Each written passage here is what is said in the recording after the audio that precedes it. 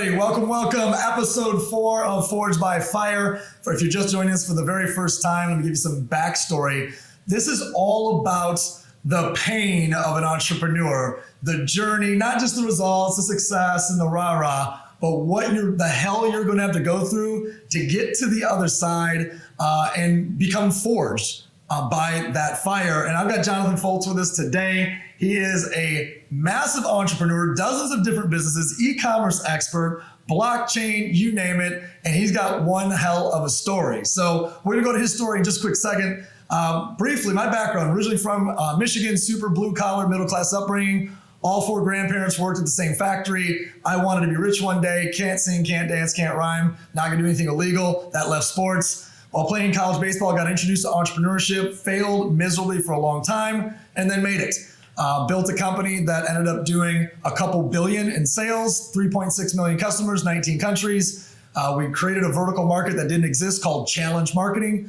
And it was a hell of a ride of both the highest of highs and the lowest of lows, hence Forged by Fire. So that's my quick backstory. Let's get to our guest, Jonathan Foltz. Thank you for doing this. Cheers, by the way. I appreciate you. Boom. Yeah, bam. Bam, bam. Yes, sir. So Jonathan, tell us your Cliff Notes version of your backstory, and then we're going to dive much deeper into it. Tell everyone about yourself. All right, so a little bit about myself. Most of my life, when I first got started, let's say in life, not even in the business world, my father was a little bit of special operations and finance for Texaco Chevron. And he actually traveled a lot. So as a kid, I never really made any actual friends because every time I made friends, we moved from somewhere else different. So I was actually supposed to be born in South Korea, and I ended up being born in Canada. From there, we went to New York. From there, we went to Miami. From there, we went to Argentina. From there, we went to Colombia. From there, we went all the way to Miami, and then some soft spots in Venezuela, Peru, London, Paris. So I had to become extremely social. You know what I mean? Like I was forced to become very social.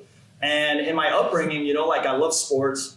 I was lucky enough to be able to play with some of the players from both the World Cup team from Colombia and Argentina, lucky as could they were be. good. And they were the 2 top teams, right, in the world. And I was really good at soccer. Then I basically went into a little bit of basketball, that kind of got me into the competitive spirit, which will come along later down the road. Yeah.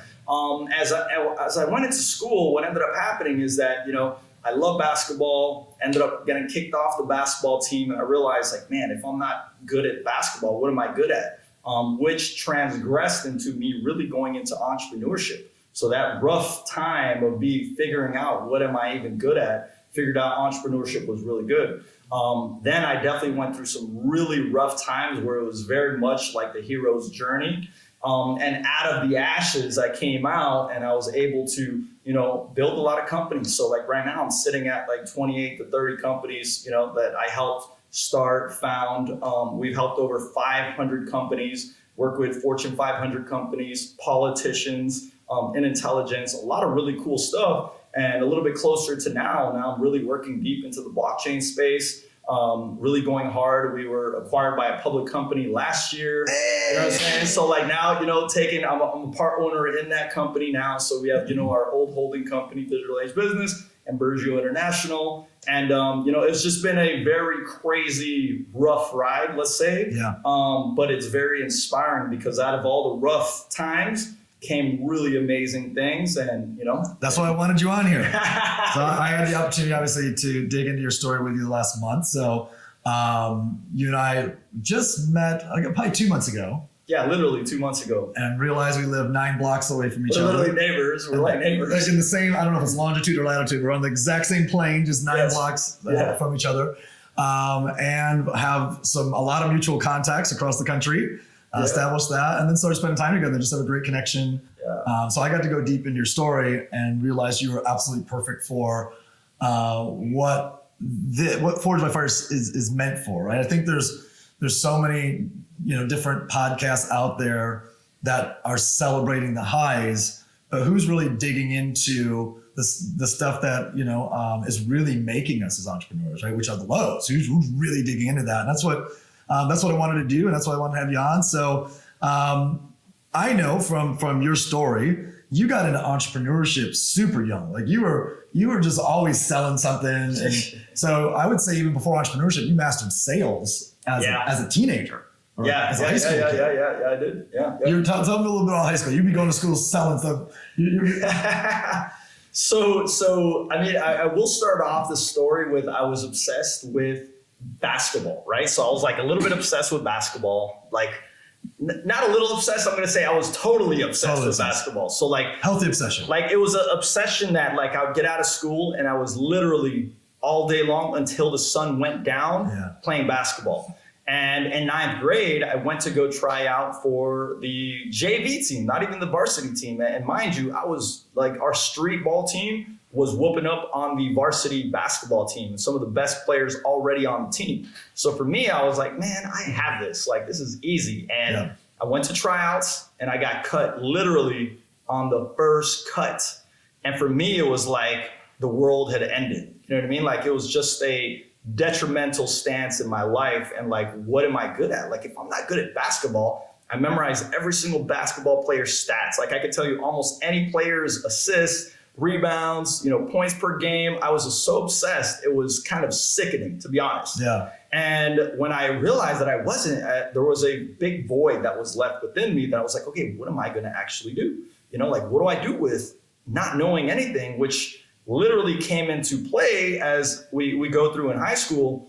What ends up happening is that, I was very early to be able to get CDs, and I was very interested in technology, computers, the internet, scouring the internet. There's a 20-year-old going, what's a CD right now? Yeah, they don't. You guys don't even know like how it started, right? What's a CD? Like CDs were that origination thing that you could literally print your songs on it, information. Stands for compact disc, kids. Compact disc. And for me, it was like, I happened to be in that phase that was so perfect. Like, they say like same thing happened with like Steve Jobs and Bill Gates, that they came into the internet at the perfect time and the PCs and stuff. And like, for me, it's like, I felt like I came into like this whole new, almost decentralization, information age at the right time, because I was at the cusp of it. So I just got into it, and it was just so exciting that this new technology was coming out. So what ended up happening is like, I'll sell CDs to friends just to make some extra money. I love to buy like baseball cards. I love candy. I needed to fund it some way. And my dad was very entrepreneurial. My dad is a finance guy, right? Yeah. So for him, it's extremely important to teach us the lessons of, how to manage finance. So at a very young age, he was actually giving us, he would make us work crazy hard. I'm talking about so hard, like things that didn't even make sense. Like, hey, pull out weeds throughout the rest of this house on your knees, and basically you'll get your allowance. And then when you get your allowance, you're signing it off of this checkbook. He was a finance guy. Yeah. So it was basically, we had an accounting book, and nothing came easy. There's no way. He worked on the farm, so he's like, I'm not going to let this easy for these guys. Do you love that now, or do you resent it? I freaking love it. Okay. Like to me now, at the time, I resented it like crazy. Sure. Oh man, I did not like it, but now I see why that has forged me into the person that I am. I need to get my little kids pulling some more weeds. Man, I'll tell you right now. I make them earn it. They won't like it now, but they'll like it later. Yeah. And it forged basically both me and my brother that got the roughness of it. Me and him are two of the guys that went out and started, really interesting things and big things and creating a lot of value for the world. So what ended up happening is like I was doing the CDs, and one of the first moments that I got where I was like, holy smokes, this goes back to me being not good at anything. And I'm like, wow, I'm actually good at something. Was I was able to get a hold of the Marshall Mathers LP. And this is before, Kazaa and LimeWire and Napster, before all the companies came back to it. This is so early that no one knew what was happening, that you could download music from the internet. Little kids were doing it all over the school system. And I found a way to find the Marshall Mathers LP 2 weeks before it was coming out. So I was like, whoa, this is really cool. Everyone loves Slim Shady. Everyone loves Eminem. Let me make this CD. This is like 9th grade, 10th grade.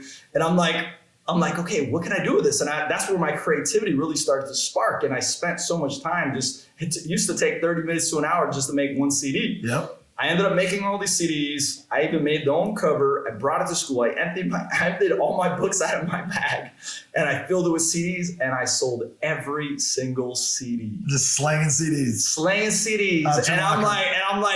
It was so popular, and the rumor was so huge all around the school that even the principal had to come on the speaker the next day because everyone copied my idea. I was the originator, and everyone copied it. By the next thing you know, every kid in the school has the Marshall Mathers LP before it even comes out. So you sold the first 100, and then 10 people started doing. All of a sudden, you got thousands of these CDs. Yeah, then the whole school now has it. And when I say the whole school, like I am almost not even over exaggerating. It was that popular, and it just made a shift. And that's what told me, I'm like, whoa, like, holy smokes, I could do something. Maybe the business world is the place that I need to be. Again, this was earlier than when people were getting like in trouble for having, doing CDs and stuff. This was such an early technology and no one even understood how it worked. And then from there, it kind of took me into entrepreneurship. And, it told me like, hey, there's different ways. Hey, let's sell some baseball cards. Failed miserably at that because I wanted to open all the baseball cards up, because I loved it so much. And then that transgressed into, later down the road, basically just getting into the different businesses that I did as an early person and into. Let's jump there. So I think one great lesson is if you happen to be, under 18 watching this right now, first of all, don't drink till you're 21. Don't use bad words that we use sometimes. No, but it's never too early to get into something from a sales perspective or an entrepreneurial perspective, right? It's like my kids are 5 and 8, and I do everything I can to teach them all that I can about entrepreneurship. And the fact that you're out there with a little business, in high school already, making thousands of dollars. Yeah, amazing. Now, you stumble into, to me, just one of the strangest little niches, right? Which is, would it be exotic animals? Is that the niche I would call it? Yeah. I mean, to be honest, I was never really trying to go down that route. Yeah. It just happened to fall down upon me. When I was a kid, I did like to go out into nature, which is very different than what's happening with kids these days. And me and my brother would climb trees. You're going to the meta nature. Yeah, now there's a meta nature. The metaverse is meta jungle. With the meta jungle, Mom. And we used to put lizards on our ears, like basic climb trees, fall off the trees, whatever, BMX. And, I never really wanted to get into it. And one of my friends had a shop based selling hermit crabs, just hermit crabs. And I was just like, he told me, he's like, dude, I'm in the mall. I'm killing it, selling hermit crabs. And I'm like, dude, this is literally the biggest joke I've ever seen in my life. I'm not going to be selling no hermit crabs. I was like, how in the world can you make money selling hermit crabs in a mall where the rent is crazy already as it is? So he's like, just come by a couple hours and do some math, and then I came by and I saw a lineup of little children because these hermit crabs, it was a very creative idea. They were basically painting different shells, and a hermit crab in its lifespan will go to another shell and another shell. So you get to see the whole evolution of this hermit crab getting bigger and bigger in your own little container. So that just opened my eyes. Then he started selling baby turtles. And then same thing. It was just like, I saw little kids raving, like little kids would walk by these, it was only a kiosk. Yeah. And little kids were obsessed. They literally would cry until their mom takes them there. It was just so popular. It was crazy. And then I got to a point where I went there for about 6 hours and I saw like the numbers he was doing. I was like, you know what? This is not bad of an idea. I was like, this looks like a pretty good idea. All right, I'm going to go ahead and come in here and try to figure out how we can make some money. I'm slaying some turtles. Slay some turtles and hermit crabs. That's not something that I ever would imagine myself doing. And that immediately progresses to like, you were known over the course of time worldwide for exotic, the lizard family? What you get the correct language. So that transgressed into us. Every time we went to go pick up the turtles and stuff, we saw these cool reptiles. Okay, so reptiles.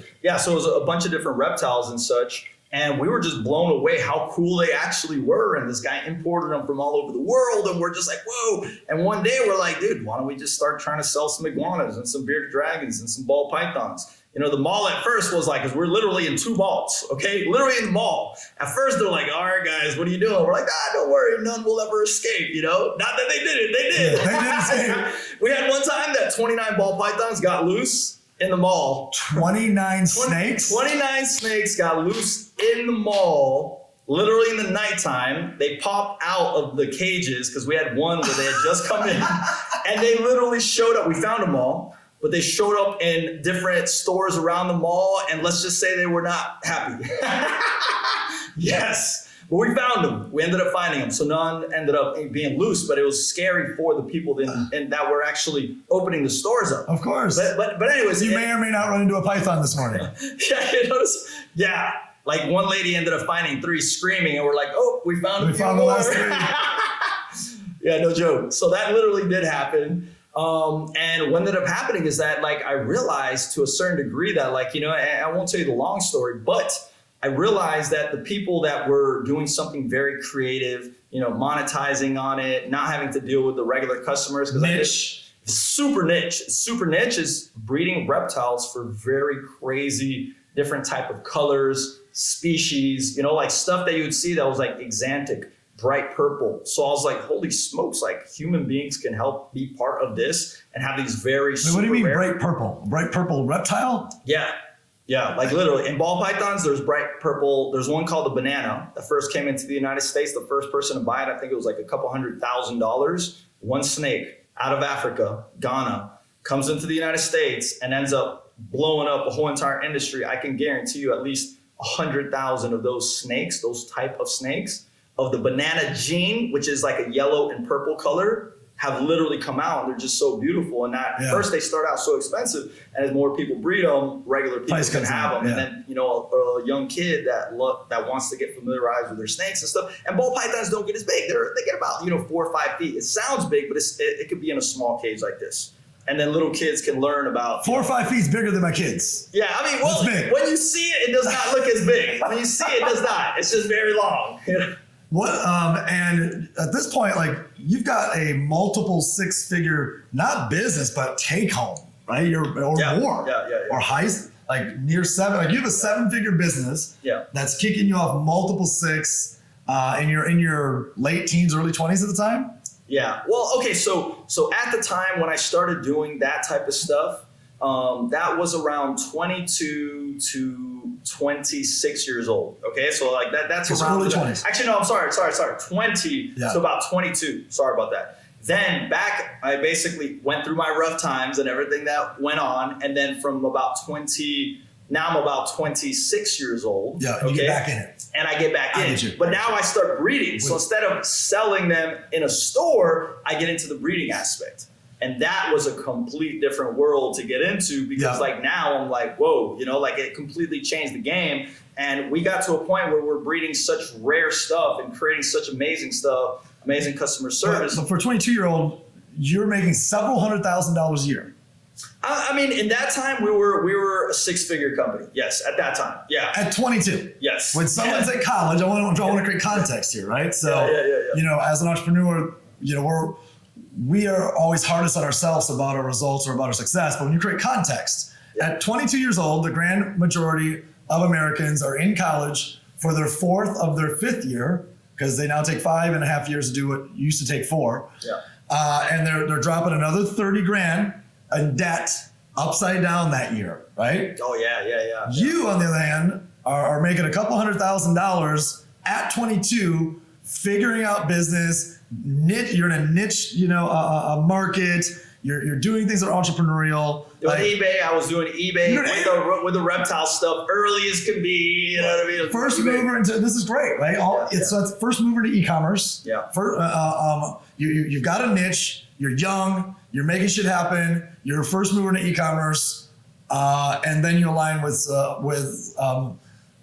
you make some bad decisions inside of a group of people that influence you to make some bad decisions alongside them. True or false? Yeah. No, 100%. I say this because you, compared to the average 22-year-old, where most people are at, maybe. But think about what upper middle class is. My parents never made more than $100,000 a year combined. Between the two of them, they never made more than $100,000 a year, right? Yeah. You're 22, already exceeding that and beyond while pioneering new industries. Yeah. And I point this out because one decision can change everything. Oh, yeah. Right? Big time. And, you know, you have somebody that proposes a way for you guys to make awesome money, super quick. All we have to do is X, Y, and Z a couple times. And it happens to be in an industry that is now legal. Yeah, exactly. But at that time, 10 years ago, 12 years ago? Yeah, I mean, no, that was probably 15 years 15 years ago. Yeah, 15, 16 years ago. Right, so at that time was illegal, right? Which referencing obviously cannabis or marijuana for anyone that can't do math very quickly. So you decide, you guys come up with a great idea. We're going to do X, Y, and Z. We don't have to go into any of that. But I want to go into, when the shit hit the fan, what happened to you mentally? Where was, when you knew, oh shit, I'm fucked. Where did you go mentally? So I'll back it up a little bit. So, one of my partners in some of the reptile stuff, he himself was trying to get out of all that stuff. And he had proposed an idea like, hey, there could be a great way to make some money growing some marijuana. And my first instinct was like, hell no. You know what I mean? And as he kept pushing it, I was influenced, okay? And I can't blame anyone but myself at the end of the day. I will never do that, but I allowed myself, I didn't have the willpower at the time to be influenced by an outside agent to who was originally one of your mentors in reptile. He was my mentor. Yeah. And the guy was a genius with so many things. And he himself did not want to be doing that. He got a little bit more influence. Let's say the reptile stuff wasn't making sufficient for his thoughts and everything like that. And we went into it. And despite me knowing I should not be doing this, so we did basically growing marijuana. And I get myself at 22 years old, arrested basically for growing. For something you can no longer get arrested for. Yeah, and now I can do it legally. I've even had people come to me and say like, hey, would you love to do this? And we'll hire you to do it legally. I'm like, look, I don't even want to come close to that. I got some PTSD. I don't even want to come close to that. I don't even want to do anything because of what it did. But literally, it was exactly what needed to happen. And that's what started what I call the hero's journey. We don't get to jump past that part already. That's the happy part. You're six-figure earning 22-year-old entrepreneur, make a bad decision based on a proposal from a mentor. Yeah. When you now realize, fuck, my freedoms are gone. Like when that reality hits you, yeah. Where do you go mentally, emotionally? What were you feeling? What were you thinking? I mean, loaded question, but it's like a roller coaster ride, right? So it's like the first thing is like, I almost had a premonition 2 months before that if I keep going down this route, that exact thing would happen. Sounds like you did have a premonition. I had 100% premonition. Your intuition was firing. My intuition told me, and I wanted to be like, no, I don't want to do it. And I allowed myself to be influenced, which is something that I absolutely will not allow. And that's why you'll see me so audacious. And even things that I do, people are like, whoa, why are you doing that? The best advice anyone can hear right now is what you're saying as you're explaining your own story. Oh, yeah, yeah. I mean, 100% is like you got to listen to your intuition. And if something doesn't feel right, go with your gut, 100%. So at first it was like, what am I going to do? You know what I mean? Like, holy smokes, my parents, my family, my business, like all the different legal business, like all the things that I did. And it's like, it's not easy for my parents. You know what I mean? Who were you more worried about disappointing more, your mother or your father? So, that's a great question. To be honest, the only time that I almost cried while basically being put away, for getting myself into trouble was my dad. So like I never officially cried, which is weird because I saw a lot of people cry, and the only time I teared up was when I realized that I got to tell my father. And it was my father that was, he was just hardcore. My dad was hard. Like he came from, Kentucky, told me his stories of walking miles in bare feet in the friggin' snow. And like he left home when he was 12, and like he's been out, he worked for the petroleum industry. So how many times did he get offered to do really shady stuff? A lot of times. And he never did it. So the person to disappoint the most, and when I teared up, was my dad. It wasn't my mom, it was my dad. Yeah, 100%. What was the first conversation you had to have with him about this? Or how did that? I mean, the real conversation was literally, like when you're in jail, you visit, there's different ways that you can see people, and some ways you're in a glass, sometimes they let you in. In this case, It was just that it was a fence and another fence. And I'm literally talking to my dad in an orange jumper with my dad on the other side. And here I am, 22 years old, knew that I shouldn't be doing this. Smart as fuck, charismatic. Smart as fuck. Great business. Making big moves. Got money. Moves. Yeah. Little kid, you know, like making big moves. And I allowed influence to put me there when my dad was not about that stuff. Like he literally was like, he told me stories and things like that where he was offered all kinds of things that could happen in that industry that were not right. And he would never do it. So the person that came up and then seeing him like was disappointing. Let's just say like that was like one of the biggest hurts that I had is seeing my dad, seeing me in that position when he had told me these stories that I should have learned from. And all of a sudden it all clicked why he did it. And you know, it was too late by that time. It felt like it was too late. Yeah, it felt, exactly. And this transgresses into what I want to do for the world and everything. And again, for me, like as much as people want to say it and, you know, people want to say like, oh, this is going to a deterrent and everything. First of all, it's never been a deterrent at all with anything that I do. If anything, it's helped push me into a further extent. And then secondly, it's like, I really want to give back, you know? So it's like, I see that contrast of like, yeah, hey, I did this and now I really want to give back. And that's why I have done that in a lot of my businesses and helped a lot of young entrepreneurs, very similar to what you do. Yeah. So how many years of your life were taken from you, so to speak? I know you choose for them not to have been taken from you, but how many years do you have to give up for that one decision?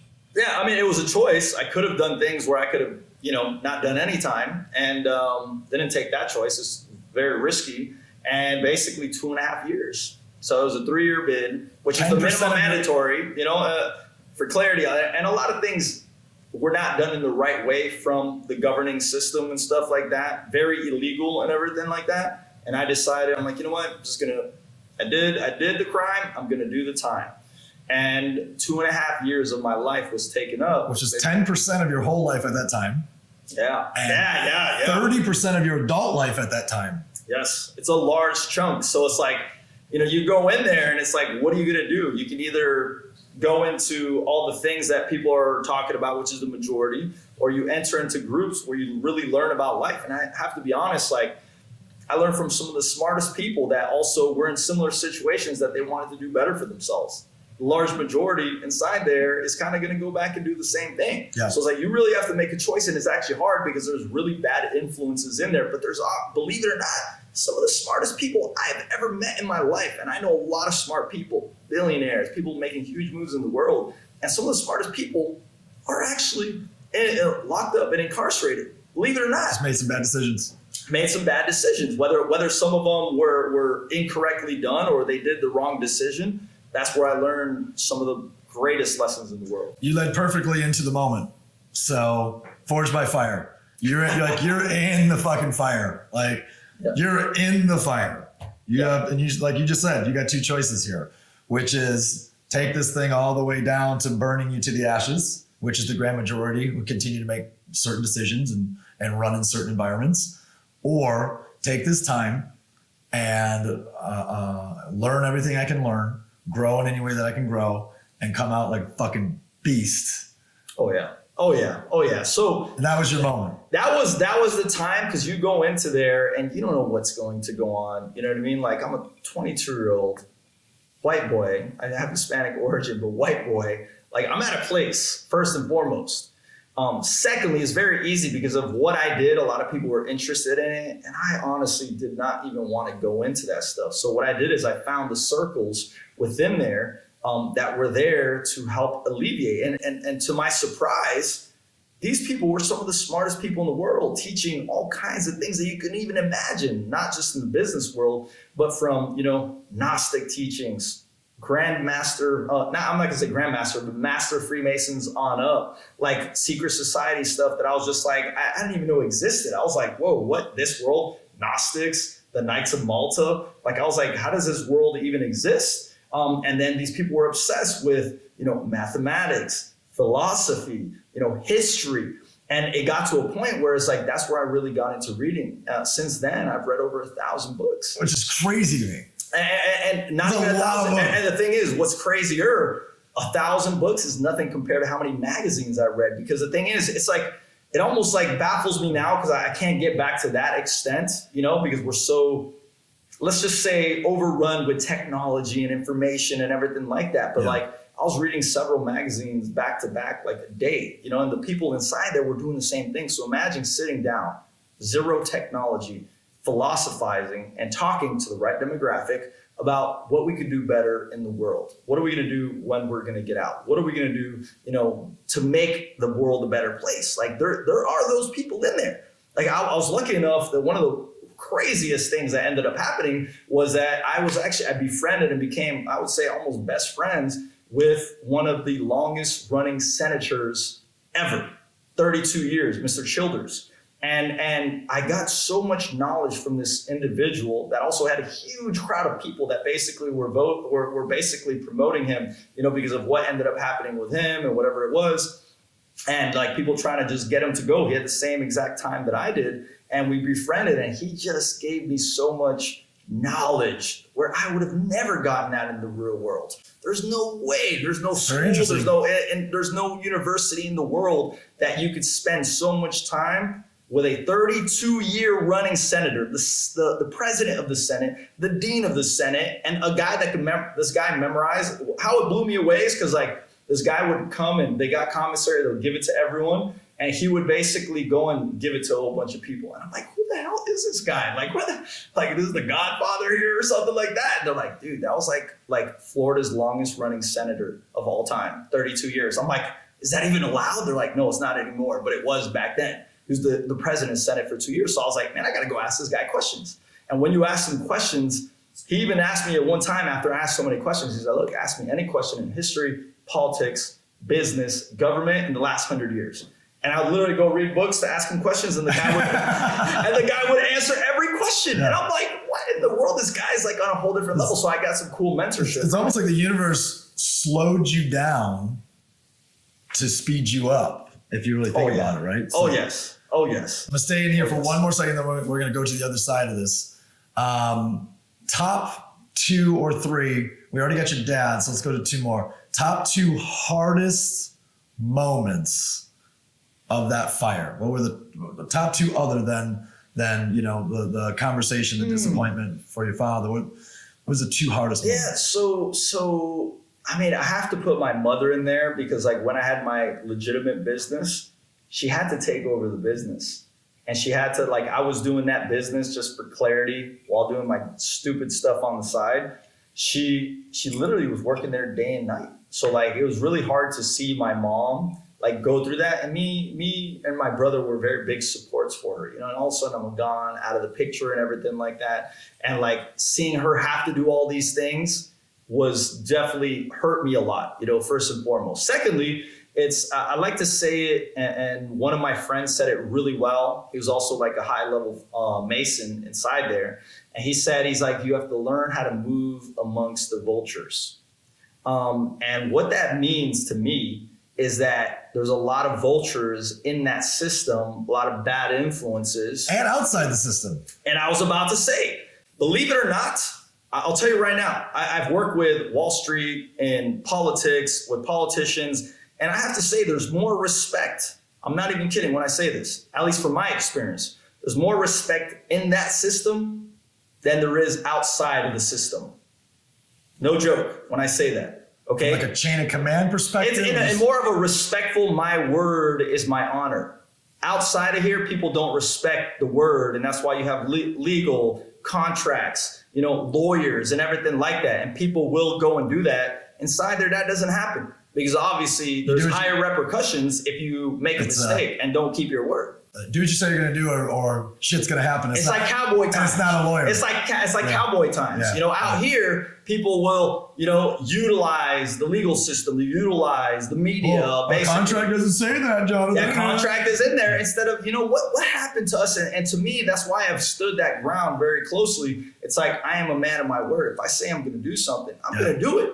Because obviously there was higher repercussions if you don't say what you're going to do in there. Yeah. And I come out to the world and people don't even keep by their word. They're engulfed in their phones and everything like that. So it's like, believe it or not, like the ecosystem in there has more respect than out in the real world. So you spend 2.5 years of growing. The most growth ever in my life. Get to the other side and insert yourself back in an entrepreneurial environment. And you actually start dominating digital ad spend. Like that becomes, in fact, you become one of the top, you have to give me the number, I'll say top 10 in what you do.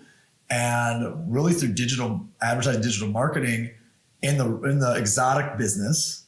I mean, I would have to say, like, when it came to the social side, because we opened up our website, I was the first guy. A lot of people do real shows, right? Yeah. I did those and I was like, why can't I just sell online for my eBay days, right? Yeah. And then I became that guy that really started going hard, and I became I would say one of the top 3 more influensive, reptile companies in the world. And then everyone started following suit. Even so, there was 2 guys that started the whole entire industry that shifted the entire reptile business, believe it or not, by doing auctions on Facebook. Now they're a little bit more, not lenient on it, but it literally changed the entire reptile industry. I was the second guy. Ben Siegel was the first. Yep. I had a different way. Hundreds of people tried coming in and doing it. They couldn't do it to the extent that we did. Now, believe it or not, one of the ways that reptiles and some animals are actually sold is actually through auctions. And me and Ben Siegel were basically the forerunners of that whole entire thing. And you become, when you look at where you're at today, you're a marketing genius. Copy, digital ad spend, call to action, FOMO. FOMO's important. FOMO's important. So what would you say through your campaigns that you created, and you can just estimate, through campaigns that you've created over the last decade, how much revenue have you generated through different businesses, different products, different services, consulting, otherwise, because of campaigns and copy? So direct is 100 million. Okay, direct. Non-direct. 100 million. So non-direct. I mean, I can't even tell you, because obviously there's a lot of students, which the crazy part, we were having a conversation about this before, which is my 3 most successful students were under 18 years old, and all of them came from that media, Facebook, Instagram, media buying. And so I can't tell you the direct impact, but it's definitely in the hundreds of millions of dollars, just because of the direct people impact. People that come out of your courses and apply. I had a course. I love, and I give just on my Instagram, I just give free snippets of information here and there. And I was obviously more e-com. I love your Instagram. You're deep. You're going into some shit. In my Instagram, you're going to learn. There's no gray with the explanation, and I'm not going to filter myself. Yeah, no, you don't filter. There's zero filter whatsoever, and that's what I learned. It's from myself getting into trouble because of allowing an outside influence. I'm no longer outside influence, but media buying is what has helped a lot of my companies get to where they are, and the marketing sense and everything, and that's what helped my business. And I was one of the first guys forging the world for the internet world in the reptile industry, which people don't know this, but it's a multi-billion-dollar industry. It's crazy, believe it or not. It's people don't grasp how big it really is. I would love for people to just step back and go, because there's 2 responses to that, right? One is, the reptile business, how the hell is it? So that's one. Another response can be, fuck, there's so many opportunities. There's so many opportunities. Imagine if it's just reptiles. Imagine everywhere else, right? Reptiles is here. You're purple, yellow reptile. It's such a niche. Super niche. It's just crazy that people will be sitting here and still can't figure out. There's just nothing for me to do. There's no businesses out there. Let me bring up one story. So one of the students that I'm very proud. I'm proud of a lot of students, and the reason I even created my course was because I'm I made all the mistakes that I wasn't taught with the courses that I knew. So I was like, man, let me make something that at least these people freaking can know what not to do. And one of the students that I had, and he was the only student that came to every single one of I had these free, if you bought the course, you got into a free, which I don't do anymore, but basically a free little teaching that I did every 2 weeks. The only person, out of everybody that went to every single one, just for clarity, he wanted it. 15 years old. When he was trying to buy the course, I wasn't even sure. You didn't want to take his money, I was like, what? He's like, okay, let me try to see if I could come up with the rest of the money to buy the course. The course was $1,000. And this kid, by the time he was 16 years old, he made $1.6 million. And he told me, and later as I spoke to him, because I was like, holy smokes, this is crazy. He was out of Canada. His name was Mohammed. And I went and I'm like, dude, what are you doing now? He became a agency. He's the expert. He became the expert and started helping other people, even to a point where I hired him to help me with a few things. And he told me that he retired his parents. And I'm like, wait a second. I'm like, hold on. You're like 16, 17 years old. You have your own agency working with big companies, and like he wanted it more than anyone else. Pure hunger. It was hunger, and there's an advantage to the younger population. And I'll speak to the older population. It's like almost you have to forget what you knew so you can be a sponge. And he listened so attentively, and the kid succeeded beyond means. Like adults can't even do stuff like that, let alone a 15-year-old kid. Yeah. So it was amazing to see that. Crazy. It's crazy where hunger would take you. As I'm watching the clock here, currently, I know you have multiple ventures. You have your two that are your primary, but to my understanding, you've got one of the best e-com jewelry businesses on the planet right now. Like just did a roll up, publicly traded. Tell me about it. All right, so one of the companies that we ended up building, and this came out all by accident, I would have to say. What ended up happening is that the e-commerce business was what we call a hybrid. So it was kind of like, it was niche, but not niche. So for those that don't know in e-commerce, because a lot of people are starting to do this due to Shopify and the ease of being able to get into it, you have niche stores and you have general stores. General, you sell a lot of stuff, Amazon type. Niche is like, you're a company that just sells bracelets by itself or something. So we started a general store. We started it. We did very well, started going into jewelry. It did extremely well. And then we did extremely well. Actually, we almost went out of business right before the pandemic. As the pandemic hit, we pivoted into very sentimental type of jewelry. Absolutely killed it. Like $400,000 in a day, $2 million in a week. Ran out of 75% of our merchandise. Supply chain constraints. And the crazy part is here's the thing where I'm a big believer that nothing happens by accident and there's no mistakes. The universe makes zero mistakes. We had too much merchandise that basically was left from the prior scale of Q4. And we're like, oh my God, what are we gonna do with this? During the pandemic, we couldn't get any merchandise. So all that leftover merchandise served us and allowed us to get to that point where we ended up selling out a lot of our stuff. So from there, we went to go raise money. We talked to a bunch of people. Family office was interested, but they only dealt with public companies. They wanted to maybe potentially do a SPAC. They're trying to figure out, they're like, look, we want to invest into your company, but it's like, you got to be public. And I didn't really want to go into the public world. To be honest, I was like, man, the public world, let me just stay in the private. I like having my own companies. Yeah, I've had a bunch of these. Let me just do this thing. But they ended up finding a jewelry company in the public sector that didn't know digital. So it was called Virgin International. And then basically they acquired us, Aphrodite's. And we had debt on the table and everything like that. And instead of taking a paycheck in money, I ended up becoming one of the majority owners in the public company. Ended up being a good deal because we ended up acquiring another company. One of the originals, the OGs, which is Gear Bubble. They're one of the first ones that started the whole print-on-demand business. So if someone wanted to have a shirt, wanted to have a canvas, wanted to have, mugs, they can literally sell stuff on a store through Shopify, which is what got me inspired to go in this direction, with zero money up front. And then as soon as it sells, you just give them, the money goes to them, and then you keep your profit.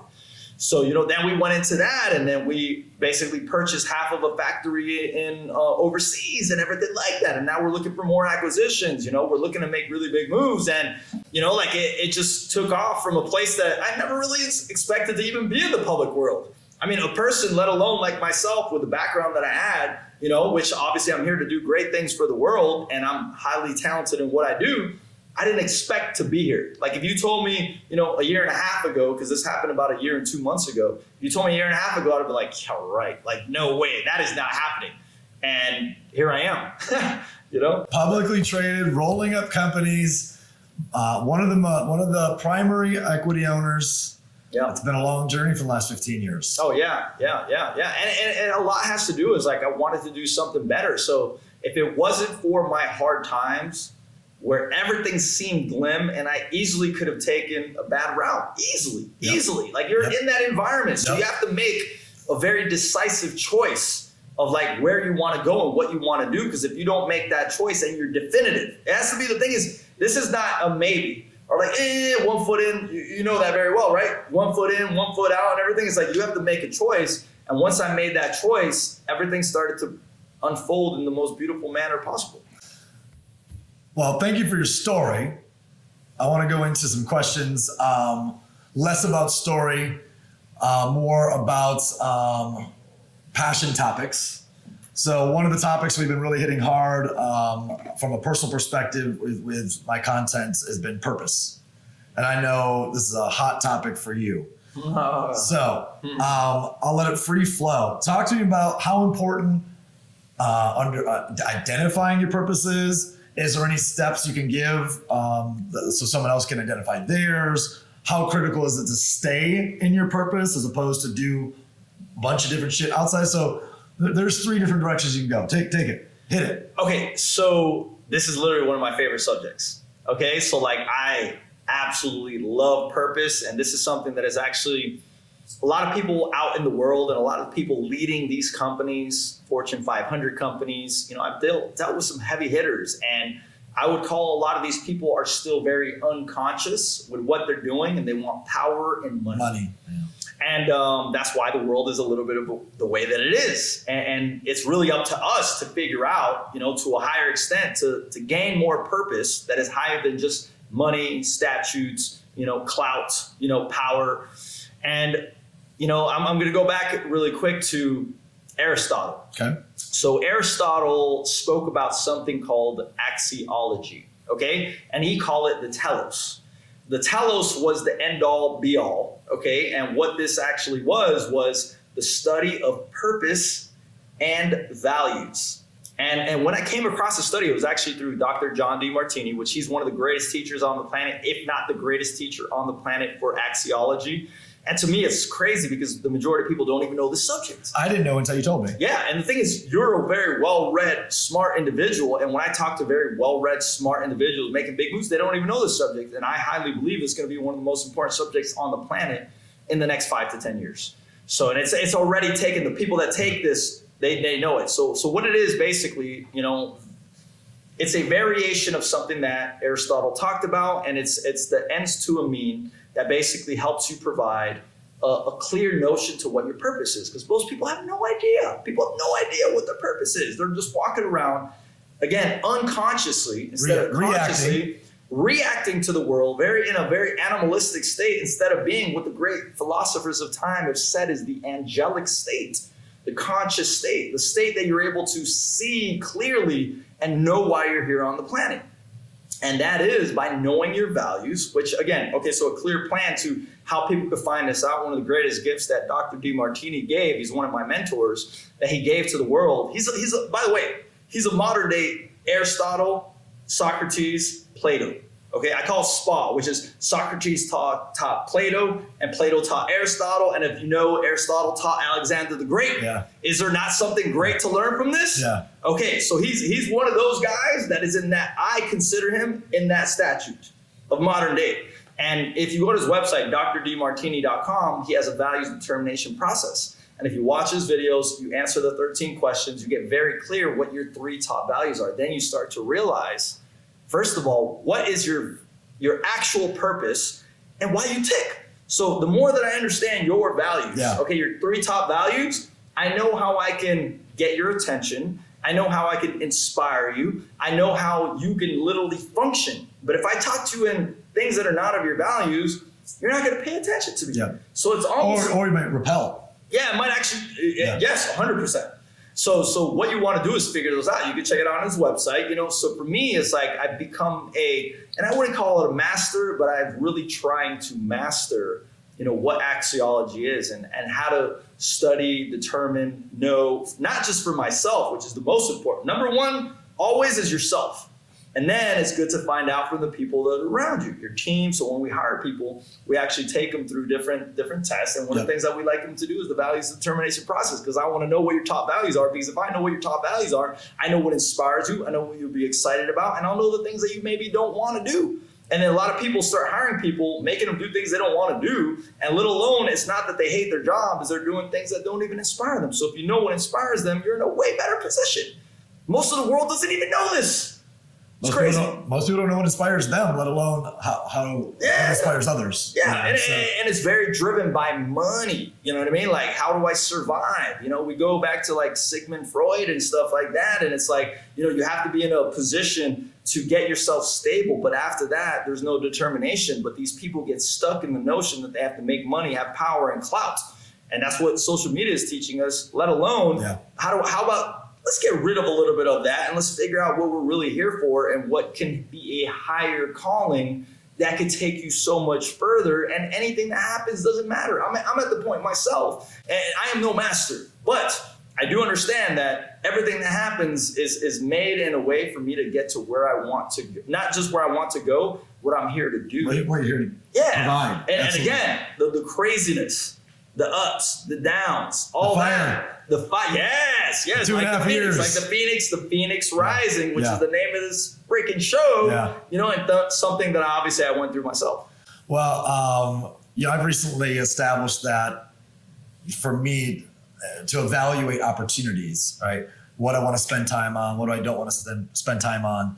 And I kind of came out of me one time on a flight, 3 circles, and it became a little Venn diagram. It's like, all right, if it doesn't, number 1, create impact, number 2, bring me joy, and number 3, create revenue.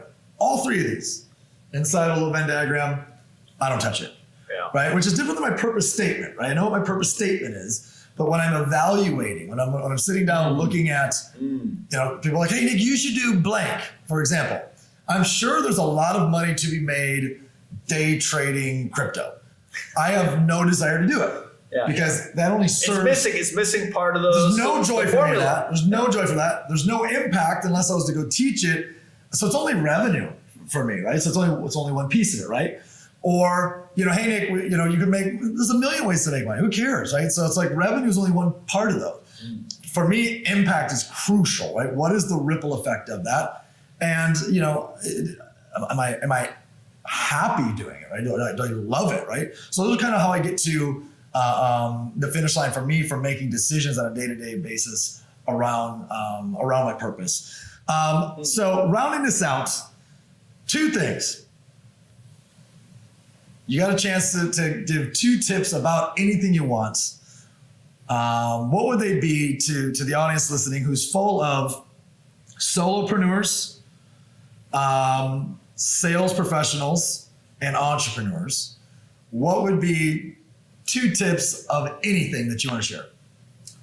All right. So one that comes to mind without even thinking about it, this shows you the importance of this, that I don't even have to think twice about it, is doing something that you are truly inspired by. Okay. The thing is, there's a difference between inspiration and motivation, right? So I would call motivation, you have to go into a sales room and pump up your team every single day. MLK, external, right? MLK was, Martin Luther King was able to get 1 million people, no social media, no telephones, no crazy marketing. He was able to get 1 million people to march, and he inspired people, which inspiration is lifelong, motivation is temporary. External, internal. Yeah, very internal. Like you could get something out of it. So it's like one of the biggest things for me is like, go ahead and do what really inspires you. And people don't realize there's a lot of ways to monetize that, right? Like as long as you're doing that, you're inspired, you're having fun, it makes such a big impact and the money will actually follow. So to me, that's huge. That's huge. Secondary is that I'm going to go into my more futurist, like I love digital and technology and everything like that, is that we live in a new age and the world is going to adapt so quickly. Most people can't keep up. So it's called the law of accelerating returns, which is something that Ray Kurzweil, touched on, and I'm a huge component, which means we're just doubling at every iteration. That means we're going to start growing exponentially, guys. Exponentially. That means that we're growing so fast you can't keep up. Like a microchip. Oh yeah. It's very much like that. Yeah. And it is important to understand that it is no longer about who is the most intelligent. IQ is not the most sufficient thing that you can have. It's actually now, I call it AQ, which is your adaptability quotient. So the more adaptive you are, present, and knowing how the world is adapting so quickly, and the more that you get in line with this concept, you'll be in a better place because the world is going to be shifting so fast that most people can't. AQ. Obviously, a lot of people talk about IQ versus EIQ. EQ, right? Emotional intelligence. Adaptability quotient. I love it. That's the one I've been bringing it up. And like, to me, that is number one. That's why we got my man here. Where do they find you? Before we wrap up, find me. We have so our website. Obviously, there's Aphrodite's.com. There's Bergio.com. There's the digitalman.com, which is kind of the essence of who I am. But like one of the places that I'm actually going more to right now is Instagram, which is Rain in the Making with periods in between. You can find me on Facebook, Jonathan Foltz, Foltz, and love to contact with you guys. If you guys want to hit me up, ask some questions, I'm cool with it. He's got great content.